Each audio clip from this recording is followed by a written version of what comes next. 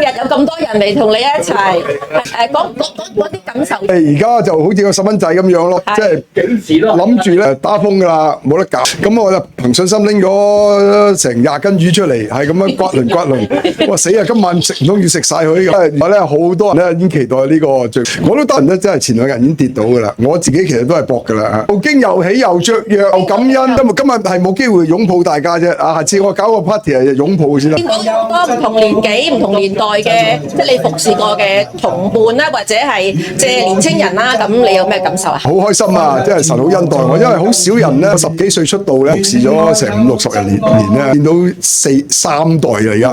而家如果神再俾多幾年，我有機會見到4代。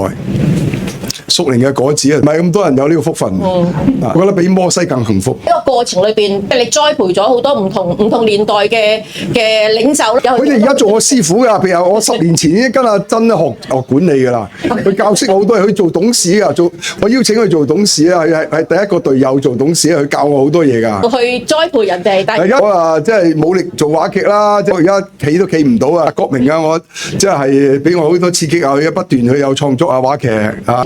又開心又感恩，亦咧係見到唔同嘅人咧去成長，年青人成長都係好開心嘅。我哋請我哋嘅演員戰隊將博士呢個服侍嘅生命同埋咧佢嘅感恩嘅感受咧演翻出嚟。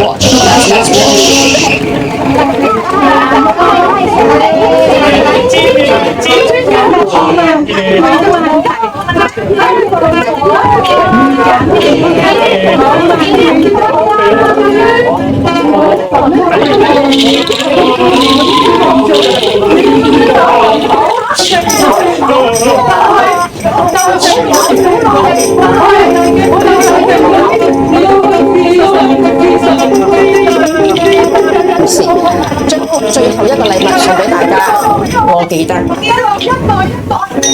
個嘅時候，佢有好多回憶翻啲嚟啊！我記得冇一個人係立我記得我記得冇一個人係立我記得